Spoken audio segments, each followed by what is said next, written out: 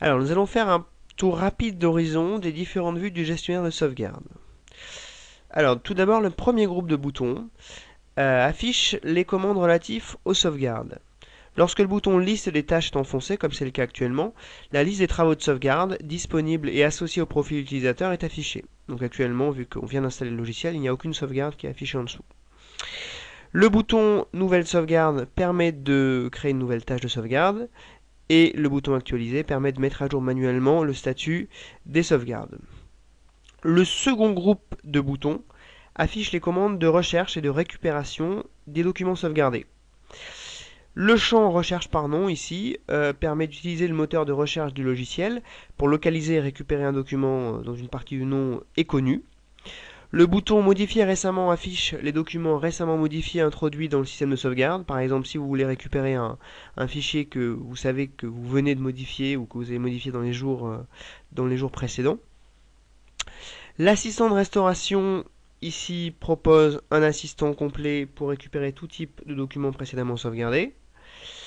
Portail web permet d'accéder à l'interface web du serveur de sauvegarde afin d'explorer les documents sauvegardés. Et enfin, fichier partagé permet de publier et d'échanger les documents entre utilisateurs du logiciel. Alors ces deux fonctionnalités doivent être activées au niveau du serveur pour qu'elles soient disponibles dans l'interface cliente.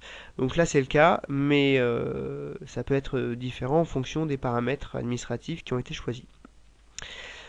Le troisième groupe offre des commandes de contrôle permettant de suivre l'exécution des sauvegardes. Alors quand je clique sur le bouton Alerte, j'ai une vue qui me présente de manière synthétique les événements relatifs à l'exécution des tâches de sauvegarde. Donc on a la date et l'heure et le type de l'événement.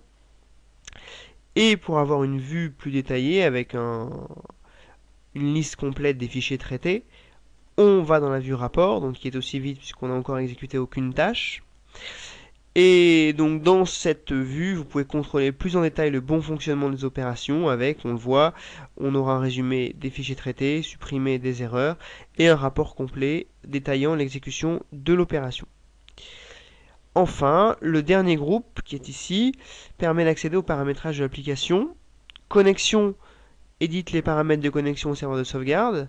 Système configure les paramètres internes du logiciel. Envoi de rapport gère l'adresse d'expédition des rapports si vous souhaitez les recevoir par mail. Affichage gère les paramètres graphiques de l'application. Et enfin, accès distant configure la manière dont le serveur de sauvegarde peut se connecter au poste client pour créer les sauvegardes à distance. Donc voilà, on a fait le tour des principales commandes du gestionnaire. On va voir tout de suite comment créer une nouvelle tâche de sauvegarde. Donc, je clique sur Nouvelle sauvegarde. Un assistant s'affiche et c'est lui qui va me permettre de choisir les éléments à inclure dans la sauvegarde et tous les paramètres qui seront relatifs à son exécution. Ultra Backup propose par défaut les documents et les dossiers Windows du compte utilisateur actif. Donc bureau, mes images, etc., mes vidéos. Et les boîtes mail des principaux clients mail du marché. Là, sur le poste actuel, il n'y a aucun client de messagerie qui est installé, mais par exemple, on aurait installé Outlook, on aurait les boîtes Outlook détectées sur le poste. Vous pouvez aussi librement ajouter des dossiers à sauvegarder en cliquant sur Ajouter un élément. Donc par exemple ici, je vais choisir un dossier quelconque, paf, je choisis. Et par exemple, je peux aussi sauvegarder avec ceci le bureau. Alors, qu'est-ce qu'on voit? On voit que la taille estimée des éléments à sauvegarder est affichée dans la colonne de droite. Ultra Backup estime le temps de transfert. Là, par défaut, il estime avec une connexion réseau local de type gigabit et il dit qu'il y en a pour moins d'une minute. Si je voulais simuler une connexion ADSL, là par exemple, il m'estimerait le taux de transfert à 8 minutes. Voilà. Ensuite, on doit choisir un mode de sauvegarde. Alors, les deux modes disponibles dans Ultra Backup sont le mode différentiel et le mode incrémental. Le premier mode, donc le mode différentiel, permet de conserver un cliché de vos données à chaque sauvegarde. Cela signifie que seules les dernières versions de vos documents sont conservées. Le second mode, qui est le mode incrémental, permet de conserver l'historique des modifications apportées au fichier.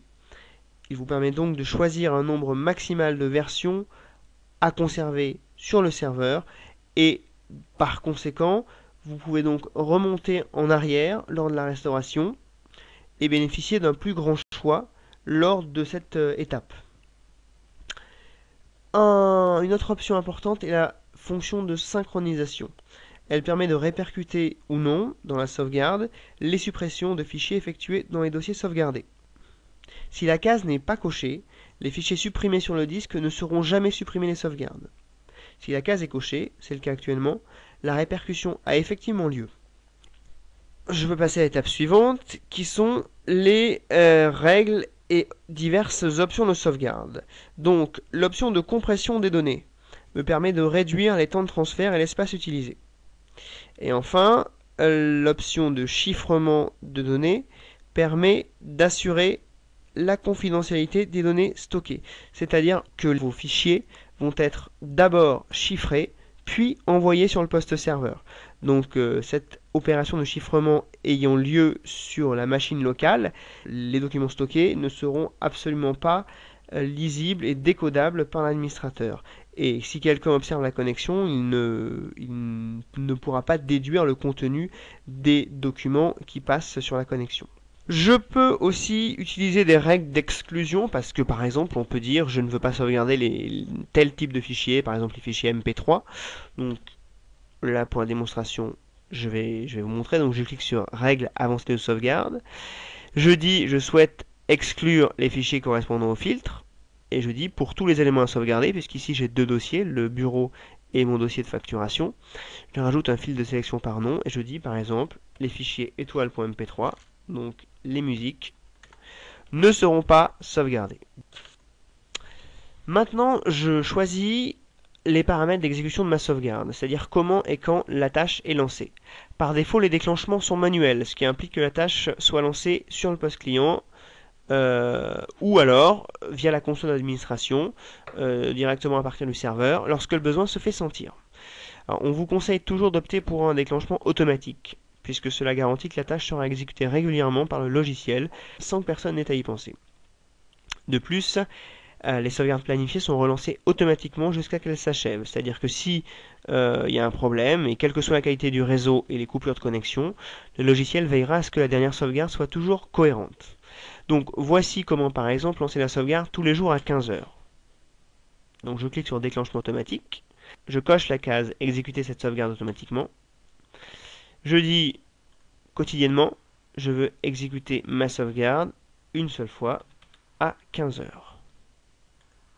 Et là, la sauvegarde sera déclenchée automatiquement sans que vous ayez à y penser. Voilà, je clique sur suivant, il ne me reste plus qu'à nommer ma sauvegarde, donc là je la nomme. Je clique sur suivant et la sauvegarde a été créée. Donc je peux le fermer et nous voilà de retour dans le gestionnaire de sauvegarde. Alors un message vous prévient qu'une nouvelle sauvegarde a été créée mais qu'elle n'a pas été encore exécutée et il vous propose de lancer dès maintenant la tâche. On en profite donc pour déclencher notre nouvelle sauvegarde en cliquant sur OK. L'interface de sauvegarde est donc lancée et elle affiche la progression de la sauvegarde. Notez que lorsque les sauvegardes sont déclenchées automatiquement, aucune interface graphique n'est affichée. Les fichiers seront envoyés via un service Windows fonctionnant en tâche de fond. Mais lorsque, dans notre cas, les sauvegardes sont déclenchées manuellement, vous pouvez suivre le déroulement des opérations et visualiser les opérations effectuées et les fichiers en cours d'envoi. Donc voilà, on voit que la sauvegarde est terminée.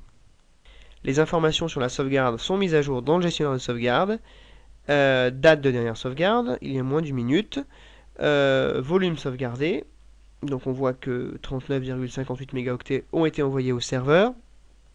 La prochaine exécution, qui sera aujourd'hui 15 h, puisqu'on a dit que tous les jours maintenant à 15 h la sauvegarde sera déclenchée automatiquement.